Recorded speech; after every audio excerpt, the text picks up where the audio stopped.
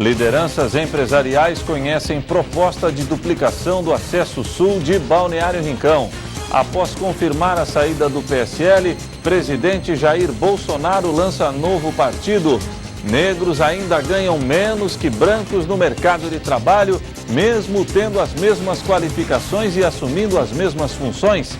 Entidades da região se reúnem com o FECAM para discutir judicialização do processo de instalação das praças de pedágio no trecho sul da BR-101. E mais, Câmara de Dirigentes Lojistas de Criciúma anunciou horários de funcionamento do comércio durante o período natalino. As notícias de Criciúma e do sul de Santa Catarina você confere a partir de agora. No ar pela TV Primavera, Informe Região.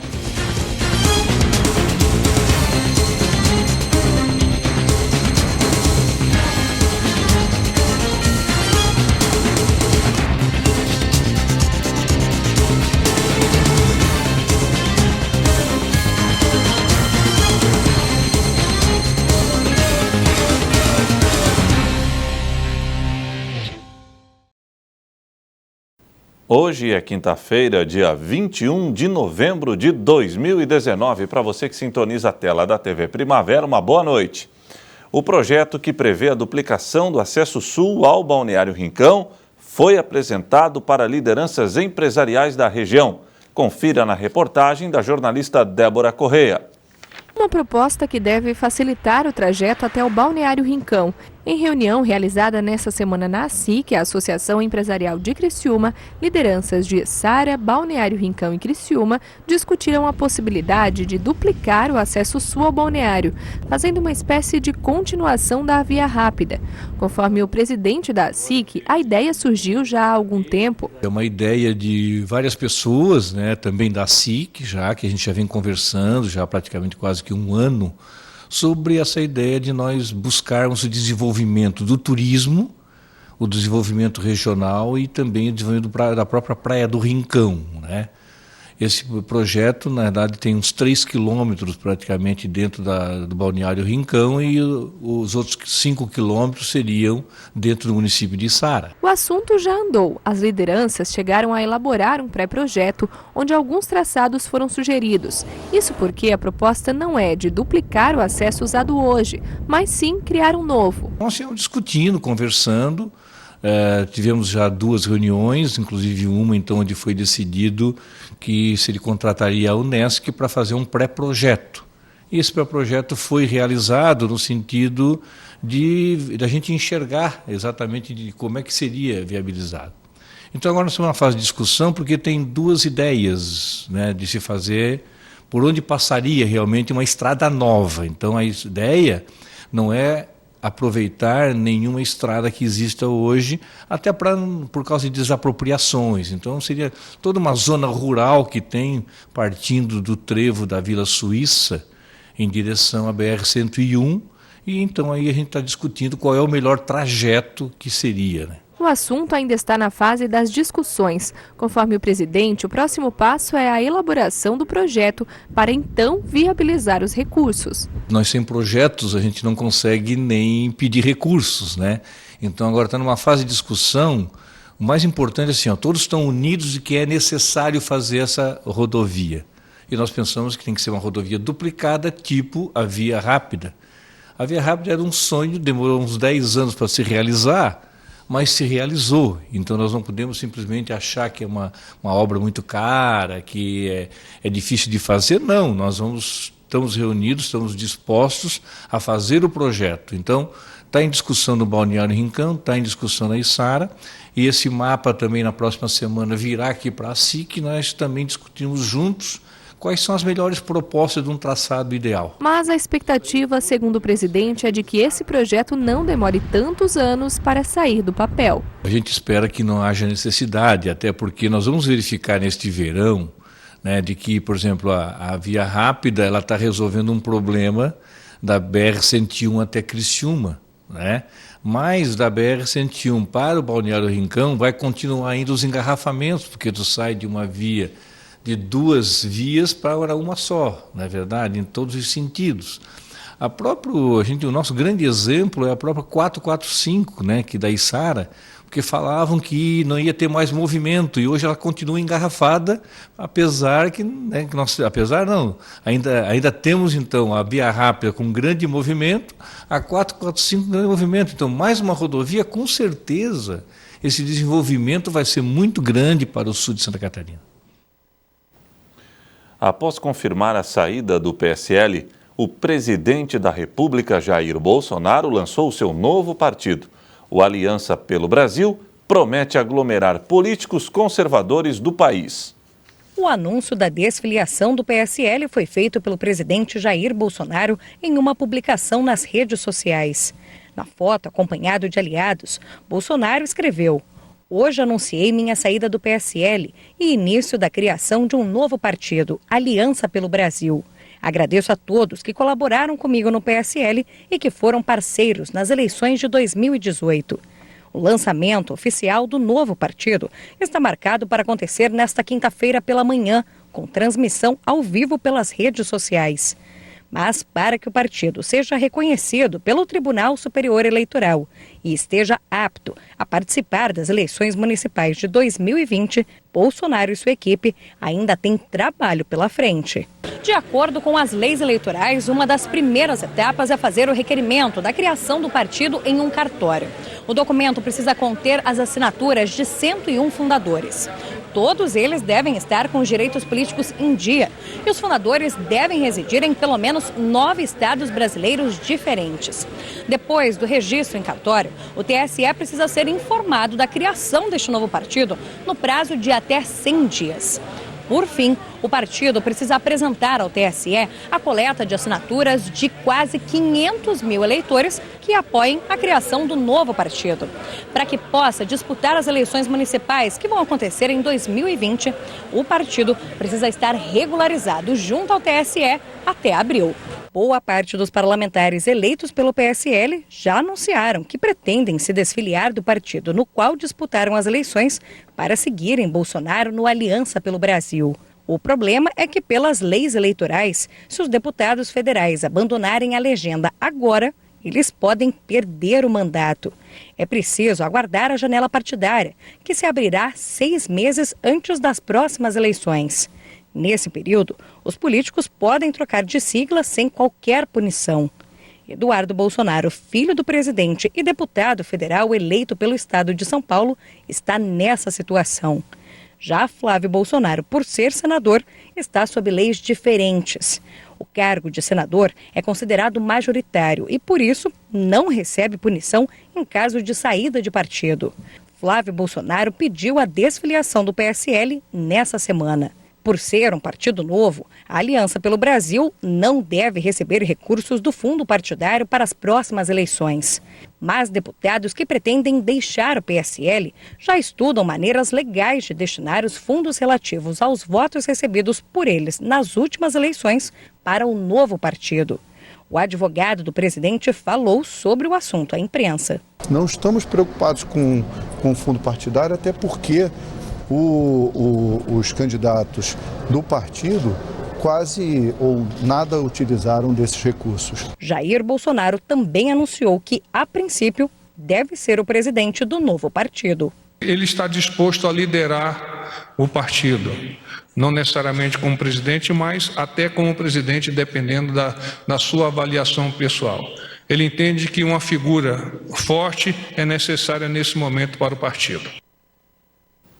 A seguir, entidades da região se reúnem com a FECAM, a Federação Catarinense dos Municípios, para discutir a judicialização do processo de instalação das praças de pedágio no trecho sul da BR-101.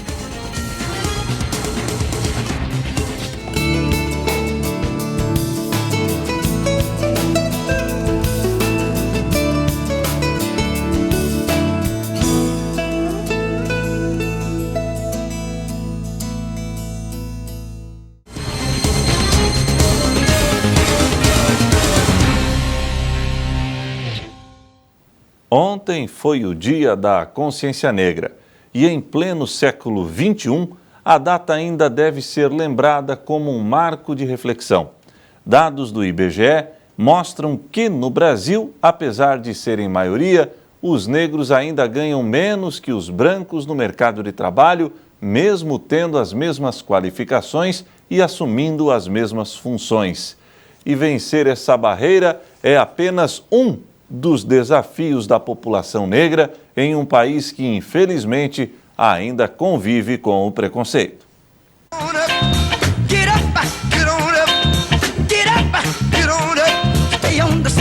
Eles são jovens, negros e enfrentam o mesmo desafio: ingressar no mercado de trabalho. Eu fui passando de fase, quando eu cheguei na entrevista com o superintendente, falou: puxa, eu gostei de você, gostei do seu perfil, os pedidos, ou seja, o que a gente está buscando, você se adequa, mas eu vou passar para a gerência essas informações para ver se eles vão aceitar e fica no aguardo, até hoje. A começar pelas empresas, que quando vai fazer um processo seletivo, ela mapeia primeiro a região que essa pessoa mora. Aberta oportunidades a todos não existe para nós negros, existe apenas para a sociedade branca, infelizmente. Precisará de uma mudança de consciência da população, principalmente, e chegando diretamente nos decisores, que são donos de empresas, né, os gerentes, os supervisores, para que eles tenham essa visão. 130 anos depois da assinatura da Lei Áurea, que acabou com a escravidão no Brasil, os negros lutam agora, em pleno século XXI, por igualdade profissional. Esse grupo faz parte da ONG paulista Educafro, que trabalha para a inclusão de negros e pessoas que estudaram em escolas públicas. Para você começar com seus 14 anos, focar só estudando, já com família pobre você tem que trabalhar. Você não tem como ficar full time o tempo todo estudando. Desde os 12, faculdade, colégio integral, estudando, não tem. Tem que começar a ajudar a mãe. Vou cuidar do meu irmão, que a minha mãe vai trabalhar à noite. Eu acredito que o mercado de trabalho não está preparado ainda para receber essas pessoas que foram instruídas tardiamente, né? Porque o negro ele ingressou na universidade de forma tardia, né? Então, a nossa inserção no mercado de trabalho também se dá de modo tardio. E a gente tem aí um descompasso, né, comparado às pessoas brancas, por exemplo.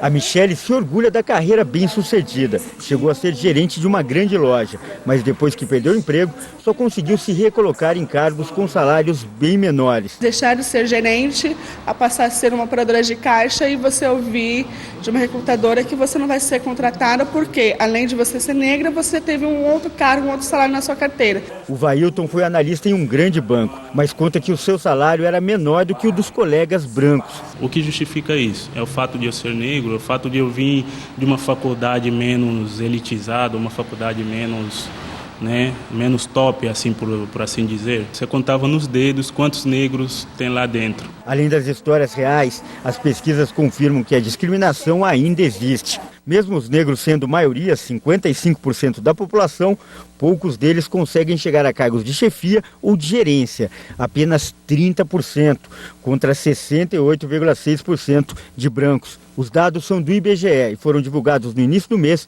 em que celebramos a consciência negra. E tem mais, a cor da pele influencia principalmente nos salários. O salário médio de uma pessoa branca é de R$ 2.796. Para um negro, o valor é de R$ 1.188, ou seja, 42,5% a menos. Esse talvez é o grande indício de que nós vivemos em uma sociedade racista. O grande empresariado brasileiro acaba optando pela contratação dos brancos, ainda que eles sejam menos qualificados do que os negros. A falta de especialização agrava o problema. Apesar de serem a maior parte da força de trabalho do país, com aproximadamente 58 milhões de pessoas, os negros também são os que mais atuam na informalidade. E pior, 64% das pessoas desocupadas no Brasil são negras. O dado divulgado pelo IBGE é que pela primeira vez na história os negros são maioria nas faculdades públicas. E esse crescimento se deve principalmente à adoção do sistema de cotas a partir de 2012. Pelas regras estabelecidas pelo Ministério da Educação, metade das vagas deve obedecer critérios de raça ou de renda. E o reflexo é que atualmente, de cada 10 estudantes, 6 são negros.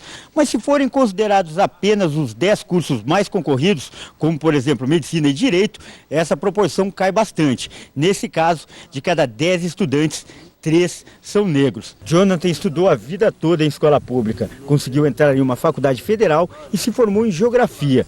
Fez mestrado e doutorado. Um orgulho, né? Mas ele mesmo se considera uma exceção. O geógrafo Milton Santos dizia isso, né? Ser exceção é constrangedor para aquele que o é.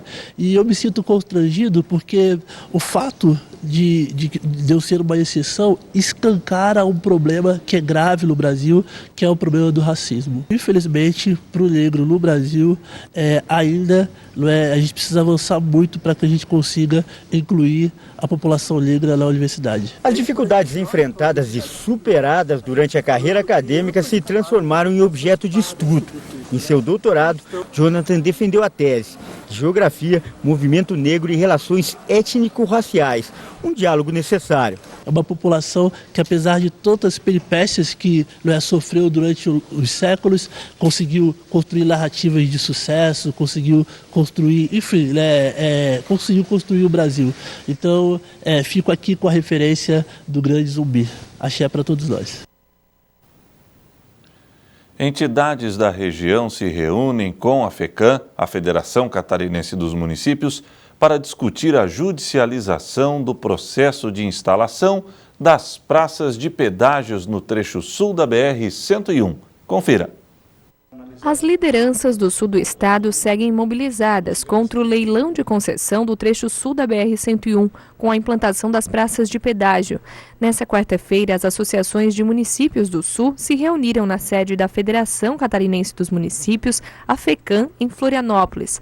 No encontro foram discutidos os encaminhamentos a partir de agora. Ontem a reunião foi uma reunião de trabalho, uma proposição da ANREC, da MESC e da MUREL, dos presidentes de cada uma delas, juntamente com a FECAM. Estiveram presentes o prefeito Clécio Salvaro, o representante da MESC, o seu Moacir, e o advogado, o Pierre. Estiveram também da MUREL o prefeito de Betinho, que é de Braço do Norte, também o Celso, diretor executivo da MUREL. Aqui eu já falei do prefeito, a gente também participou. Estivemos com os advogados da FECAM, o próprio Rui, diretor executivo, o deputado Volney Weber, que também bastante interessado nessa discussão. No início do mês, as lideranças definiram em uma audiência pública realizada em Tubarão pela judicialização do processo. Por isso, na reunião realizada na FECAM, foram discutidos alguns pontos que serão apresentados na ação civil pública que vai ser encaminhada à Justiça Federal.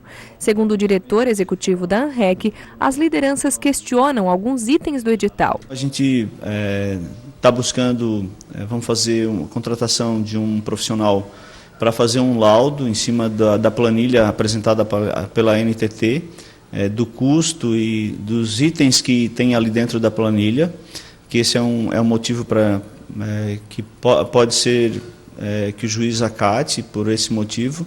Também a justificativa de que, por que 4 praças de pedágios, né? Considerando que algumas delas ficam 50 quilômetros uma da outra, e também a questão do valor que está sendo proposto. A gente sabe que pode baixar o valor, mas é totalmente diferente da região norte. O grupo espera que com essa ação o assunto possa ser mais discutido com os municípios do sul. Tem algumas coisas que nós conversamos ontem que a gente acredita que vamos conseguir sensibilizar a Justiça Federal para que a gente pare esse edital, né, que está proposto para fevereiro do ano que vem, e a gente possa rediscutir algumas coisas com a nossa região sul, em relação à quantidade de praças de pedágio, em relação à questão do valor, das obras, né, que estão dentro da planilha, o tempo delas.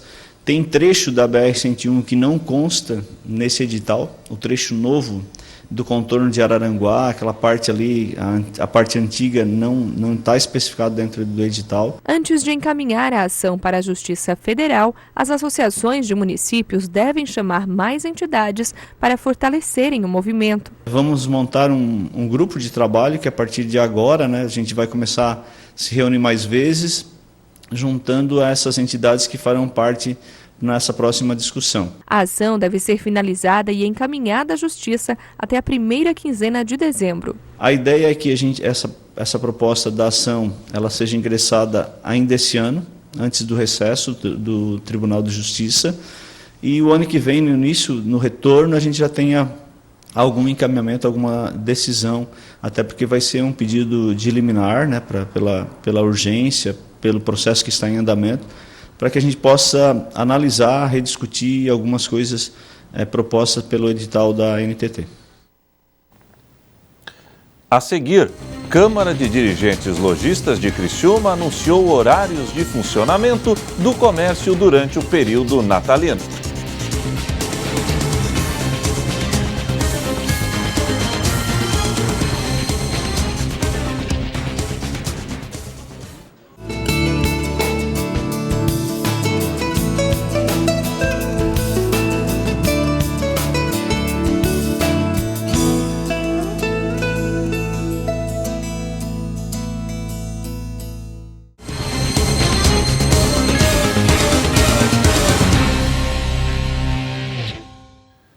Anunciado pela Câmara de Dirigentes Lojistas de Criciúma, o horário do comércio local durante o período natalino. A expectativa é boa para a economia.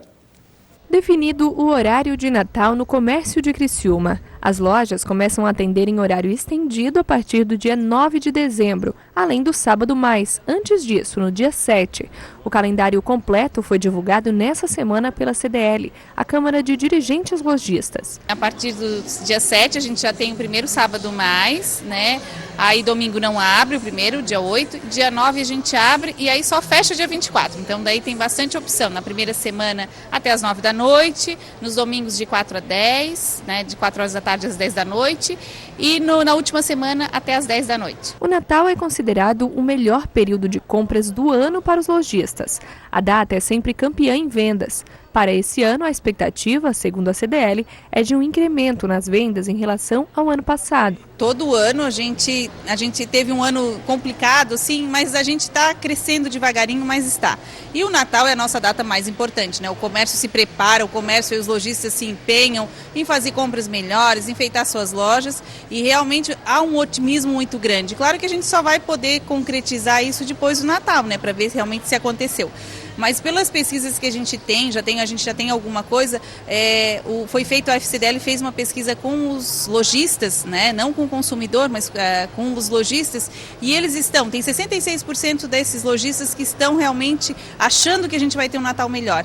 E com essa expectativa, esse lojista vai se preparar melhor, ele vai enfeitar a sua loja, ele vai atrair mais esse consumidor, né, e com certeza fazer disso melhores vendas, né. Também para impulsionar as vendas, a CDL está realizando a campanha Presentão de Natal, com sorteios de mais de R$30 mil em vale-compras para os consumidores. Mais de 50 lojas estão participando. Esse ano a CDL de Criciúma resolveu inovar, né? Na verdade a pedido de alguns lojistas, né? Que a gente nunca tinha feito um sorteio no Natal. E aí esse ano a gente resolveu fazer também para contribuir para esse lojista vender mais, né? O presentão de Natal já está acontecendo, as lojas já estão identificadas, né? Cada R$50 tu ganha um cupom, se cadastra e os cupomzinhos já vão estar ali no site da FCDL, né? Então a gente acredita que com isso o consumidor vai procurar essas lojas que tem esse plus, né? Esse extra, né? Que já pensou, poder ganhar um vale-compra de R$500 a R$5 mil é bom, né? Para depois gastar.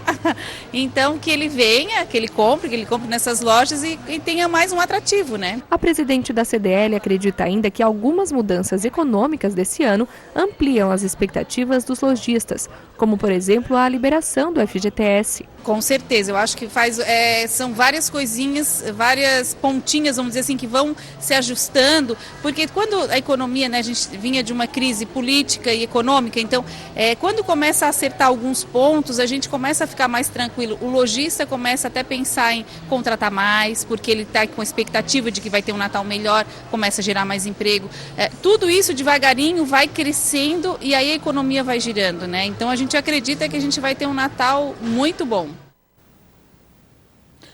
Oferecer suporte técnico para mulheres antes, durante e após as gestações. Hoje no Primavera Saúde conheceremos um pouco mais sobre o universo das doulas. Apesar de a profissão ter se popularizado e conseguido recentes conquistas, muitas pessoas ainda desconhecem o papel das doulas na vida das gestantes. As profissionais são responsáveis por oferecer suporte físico e emocional às mulheres durante a gravidez e mesmo após o nascimento do bebê. O Primavera Saúde, dessa quinta-feira, vai conhecer um pouco mais desse trabalho lindo no mundo da maternidade. O parto da mulher, ele é um evento que não é só fisiológico, não é só mecânico, ele é cultural. Então, essa figura de outra mulher que está ali ao lado, amparando e compartilhando a sua experiência, é o que traz essa releitura para hoje, assim, da função da doula.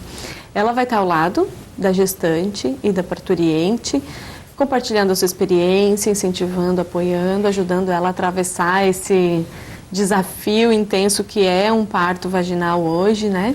A gente chama de um portal, é um grande portal de transformação e tem muitos benefícios, né? Qualquer faculdade da área da saúde vai trazer isso desde o início, assim, benefícios do parto normal em relação ao parto cirúrgico, que é a cesariana.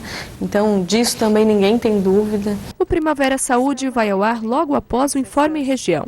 Você pode acompanhar a TV Primavera de Criciúma pelos canais 12 no analógico e 12.1 no digital, via sistema de TV aberta.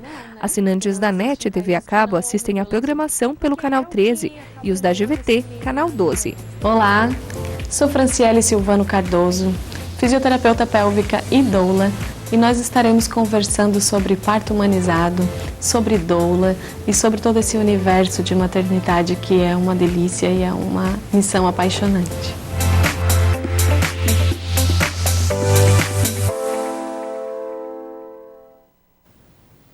E o Informe Região desta quinta-feira fica por aqui.